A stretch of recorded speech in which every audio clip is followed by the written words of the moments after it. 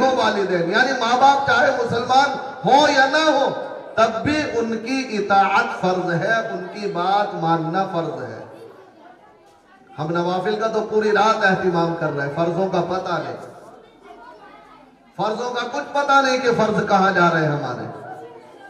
इसलिए अल्लाह तबारक व तआला ने, अल्लाह के नबी सल्लल्लाहु अलैहि वसल्लम ने फरमाया, मुझे हदीस याद आ गई, रिदा रब्बी फी रिज़ल वालिदी व सख्ती रब्बी फी सख्ती वालिदी, कि वालिद की रिजा में अल्लाह की रिजा है, वालिद की नाराजगी में अल्लाह की नाराजगी है। अगर बाप राजी है अल्लाह भी राजी है, बाप नाराज है अल्लाह भी नाराज है।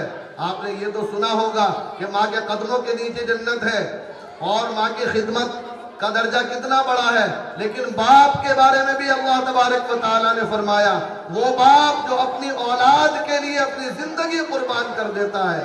इस दुनिया में आप देखें कोई भी हो, हत्ता के उस्तादों को भी हमने देखा है कि एक उस्ताद भी या दुनिया का कोई भी बंदा अपने से बड़ा अपने शागिर्द को या अपने नीचे वाले को नहीं देखना चाहता।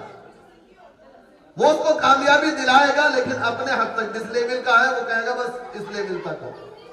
ये बाप है कि अपने से बड़ा देखना चाहता अपने बच्चे को। ये बाप है वो कहता है कि मैं तो अनपढ़ रह गया, मेरा बच्चा अनपढ़ ना रह जाए। वो बाप है जो ये चाहता है कि मैं तो तरक्की नहीं कर सका लेकिन मेरा बेटा खूब तरक्की करे, पूरी जिंदगी अपनी औलाद के लिए कुर्बान कर देता। और वही बच्चे बड़े होकर कहते हैं तुमने हमारे लिए किया क्या है? अरे किया क्या है? उनकी जिंदगी कुर्बान हो गई तुम्हारे लिए, पूरी जिंदगी को खपा दिया तुम्हारे लिए। अपने फटे जूते हैं, अपने फटे कपड़े हैं, लेकिन बेटे को नए कपड़े दिलाए जा रहे हैं। अपने पास ईद पर नया लिबास नहीं है लेकिन बच्चों के लिए नए कपड़े बनाए जा रहे हैं। अपने पास खाने के लिए कुछ नहीं है, बेटे की फीस जमा की जा रही है, बेटे के लिए ड्रेस दिलाई जा रही है, हर तरह के शौक पूरे किए जा रहे हैं। अपनी तमाम चीजों को कुर्बान करके, अपने तमाम शौक को कुर्बान करके अपने बच्चों को परवान चढ़ाता है बाप। मां की कुर्बानी तो सब जानते, सब देखते, लेकिन बाप जो कुर्बानी देता है उसका हम तसव्वुर भी नहीं करते। याद रखिए, अगर बाप नाराज है, बाप की हमने नाफरमानी की है, बाप का हमने दिल दुखाया है, मां को सताया है, तो अल्लाह भी कभी माफ नहीं करेगा जब तक वालिदैन माफ ना कर दे। इस रात में भी, इस रात में हम बड़े शौक से इबादत करते, अल्लाह ताला कहेगा कि अभी इनका टाइम नहीं, एक तरफ रखो, जब तक ये माँ बाप से माफी ना मांग ले, जब तक ये माँ बाप को राजी ना कर ले, जब तक इनकी माफी का परवाना नहीं, इनके लिए बराअत नहीं, इनके लिए जहन्नम से छुटकारा नहीं। बात लंबी हुई जा रही, मुझे लंबी बात नहीं करनी थी लेकिन बात बढ़ती जा रही है। कुल मिलाकर के बस आखिर में मैं यही कहूंगा कि याद रखें, कैसे भी हालात हो, कैसी भी परेशानी हो, कैसी भी दिक्कत हो, आपको अपने बच्चों से प्यार है अपनी जगह, अपनी बीवी से प्यार है अपनी जगह, लेकिन माँ का दिल ना दुखाए, बाप का दिल ना दुखाए। बीवी बच्चों के सामने अगर माँ किसी वजह से कोई बात कह भी रही है तो खामोशी के साथ सुन ले, अलग से जाकर बीवी को समझा दे। अगर आदमी करना चाहे बहुत आसानी से कर सकता है, लेकिन इधर बीवी ने कहा कि माँ ने ये कहा, उसने फौरन माँ पर चढ़ गया, माँ ने कहा, बीवी ने ये कहा, जाकर के उस पर चढ़ गया। जज्बात से काम नहीं चलता, इत्तिदाल होना चाहिए हर चीज में। माँ, अगर मैं ये बात कहता हूं, अगर किसी वजह से माँ जालिमा भी है, बाज जगह माँ की ज्यादती भी होती है, या माँ बुढ़ापे की वजह से कभी दिमाग वैसा हो जाता है, और अल्लाह तबारक व तआला ने तो कुरान करीम के अंदर जहां ये हुक्म दिया वालिदैन की इताअत का, एक आयत के अंदर बाकायदा बुढ़ापे का तज़किरा किया कि उन दोनों में से कोई एक या दोनों बुढ़ापे को अगर पहुंच जाए, इम्मा अहदुहुमा औ किलाहुमा फला तकुल लहुमा उफ, कि अगर उनमें से कोई एक या दोनों बुढ़ापे को पहुंच जाए, बुढ़ापे में चूंकि दिमाग खत्म हो जाता है, याददाश्त कमजोर हो जाती है, परेशानी लायक हो जाती है, तो थोड़ी देर अगर ऐसा मामला भी है तो बीवी को समझा दे कि देखो माँ अगर कुछ कह रही है तो अपनी जुबान खामोश रखो, या मैं माँ के सामने अगर तुम्हें मसनूई तौर पर डांटूं तो तुम बुरा ना माना करो।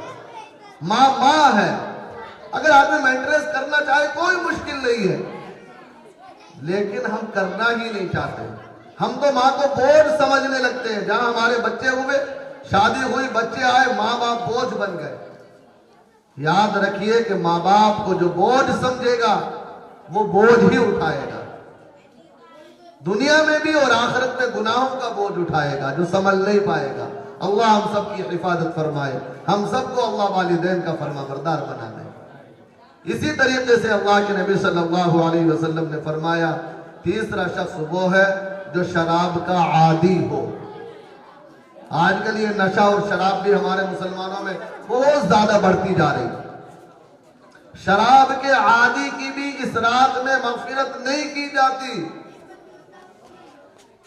शराब के आदी का मामला भी बड़ा खतरनाक है। शराब, अल्लाह के नबी सल्लल्लाहु अलैहि वसल्लम के आप फरमान उठा कर देंगे, शराब अक्लों को ढांप लेती है, अकल खराब कर देती है। ये बहुत ज्यादा जिस्मानी नुकसान भी है और उखरवी नुकसान तो पूरा है। शरीयत मुताहरा में अगर कोई शराब पी ले तो उसको कोड़े लगाए जाते हैं,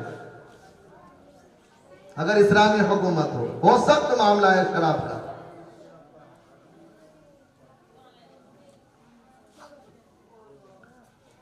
इसी तरीके से शराब का मामला बड़ा सख्त है, इससे बचना जरूरी है। ज्यादा तफसील में जाने का मौका नहीं।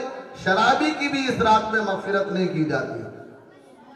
इसी तरीके से कीना रखने वाला, जो दिल में किसी की तरफ से हसद रख के कीना रखे, उस शख्स की भी इस रात में मगफिरत नहीं की जाती।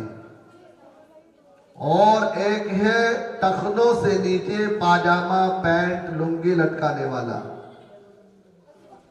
नबी करीम सल्लल्लाहु अलैहि वसल्लम ने फरमाया, जो ऐसा शख्स है उसकी भी इस रात में मगफिरत नहीं की जाती। हम सब अपने अपने टकले देख ले, यानी बाहर जाकर के देख ले किसके टखनों से नीचे कितनी शलवार पैंट वगैरह जाती है, इसका ध्यान रखें। इस रात में ऐसे शख्स की भी जो है अल्लाह तबारक व तआला माफी नहीं फरमाता।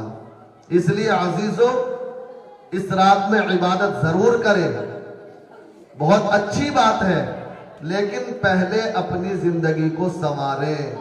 इन कबीरा गुनाहों से बचें, इन बुराइयों से बचें। अगर इनसे हम नहीं बचेंगे तो हमारी इबादतें हमारे मुंह पर मार दी जाएंगी। बस आखिरी एक हदीस प्यारे आका सल्लल्लाहु अलैहि वसल्लम की बताकर मैं अपनी बात को खत्म करता हूँ। एक हदीस में प्यारे आका सल्लल्लाहु अलैहि वसल्लम ने जो है सहाबा से पूछा कि बताओ मुफलिस कौन है। मुफलिस यानी कंगाल, जिसे हमारे